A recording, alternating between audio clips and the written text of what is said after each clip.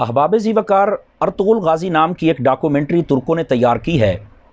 Electronic media پر اس وقت اس کا بڑا شہرہ ہے۔ لوگ مختلف پہلوؤں سے سوال کر رہے ہیں۔ جہاں تک ارطغرل غازی کی شخصیت کا تعلق ہے تو بلا شبہ وہ ایک عظیم انسان تھے، صحیح العقیدہ، باعمل، متقی، پرہیزگار، غریب پرور، دین اسلام کے ہر قانون کے سامنے اپنی گردن کو جھکانے والے، اولیاء کاملین کے ساتھ نسبت رکھنے والے، ان کی بارگاہ میں جانے والے، ان سے روحانی فیض حاصل کرنے والے سچے عاشق رسول ارطغرل غازی تھے۔ انہی کا ایک بیٹا عثمان ہے جس کے نام پر خلافت عثمانیہ کی بنیاد رکھی گئی۔ یہ اپنی حق بیانی، عدل و انصاف اور غریب پروری کی وجہ سے اتنا مقبول ہوئے کہ تقریباً 3 بر اعظموں میں ان کی حکومت پہنچ گئی۔ تقریباً 600 سال کے قریب انہوں نے حکومت کی۔ اس کے بعد کچھ غداروں اور عیاش پرستوں کی وجہ سے انگریز ان کی حکومت کا تختہ الٹنے میں کامیاب ہو گیا۔ جولائی 1923 کے اندر جرمنی کی درخواست پر ایک معاہدہ طے پایا جس کو معاہدہ لوزان کہتے ہیں۔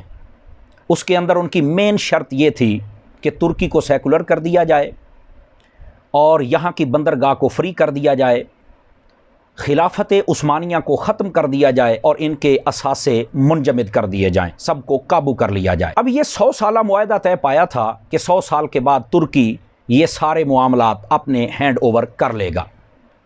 اب چونکہ 2023 کے اندر یہ معاہدہ ختم ہونے جا رہا ہے تو ترکیوں نے اس ڈاکومنٹری کو اس لیے تیار کیا تاکہ وہ اپنی قوم کو اپنے ماضی کے ساتھ جوڑ سکیں اور اپنا کھویا ہوا وقار حاصل کرنے کے لیے تیار کر سکیں۔ ناظرین، یہ بات سچی ہے کہ ڈاکومنٹری اچھی ہو یا بری ہو، بہرحال لوگ اس سے سبق ضرور حاصل کرتے ہیں۔ اور پھر جو تاریخی ڈاکومنٹری ہوتی ہے 100% اس کو مووی کے اندر کنورٹ کر دیا جائے تو ایسا نہیں ہو سکتا ہے، اس کے اندر کچھ سکم اور کمزوریاں رہ جاتی ہیں۔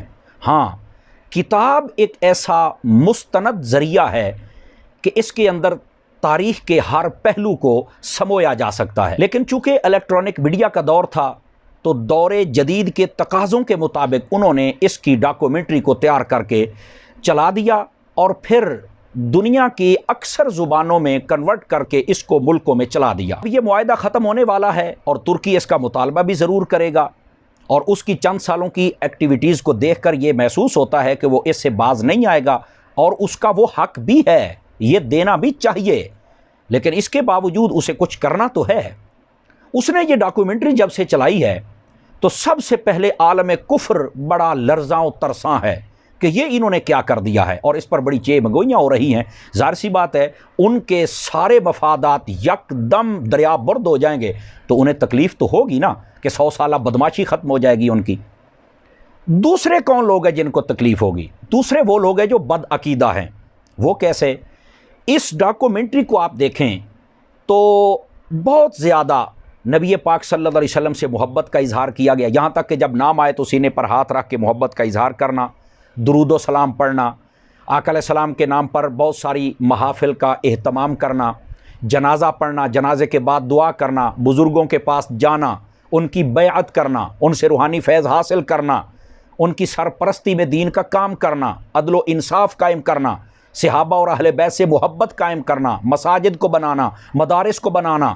تو ظاہر سی بات ہے یہ ساری چیزیں جب بد عقیدہ لوگ دیکھیں گے تو ان کے لیے تو موت کا مقام ہوگا کہ ہم تو لوگوں کو کچھ اور کہتے رہے، اور جب لوگ دیکھیں گے 600-700 سال پرانی یہ داستان ہے تو ان لوگوں کو تو ظاہر سی بات ہے بہت تکلیف ہوگی کہ سچ کچھ اور ہے اور ہم نے دکھایا کچھ اور ہے۔ بہرحال لوگ یہ بھی سوال کر رہے ہیں کہ اس کا دیکھنا کیسا ہے۔ میں اس بارے میں علامہ مفتی محمد حسان عطاری صاحب جو کہ مدنی چینل پر بیٹھتے ہیں ان کی خوبصورت تحریر کا ایک حصہ آپ کو عرض کرتا ہوں۔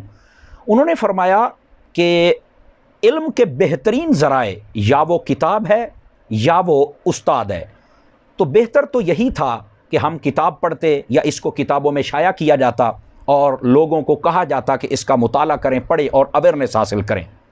جہاں تک ہے کہ یہ دیکھنا جائز ہے یا ناجائز ہے، تو بھائی جب ڈرامہ ہی کہہ دیا ہے تو میں کیسے اس کو مقدس اور جائز کہہ سکتا ہوں؟ اور تحدیث نعمت کے لیے بتا رہا ہوں، الحمدللہ علی احسانہ، میں نے اس کا 30 سیکنڈ کا ایک کلپ بھی نہیں دیکھا ہے۔ یہ معلومات میرے ایک دوست انگلینڈ میں محمد شاہد صاحب ان سے میں نے لی، ایک دوست ہمارے لاہور میں محمد عثمان ان سے لی، اور اس کا جو پس منظر تھا میں نے آپ کو عرض کیا ہے۔ اور یہاں پر یہ بات بھی ضروری ہے کہ مسلمانوں کو چاہیے کہ وہ دعا کرتے رہیں تاکہ اللہ تعالیٰ عالم اسلام میں ان کو کھویا ہوا وقار واپس عطا فرمائے اور اللہ تعالیٰ ہم سب کی حفاظت فرمائے۔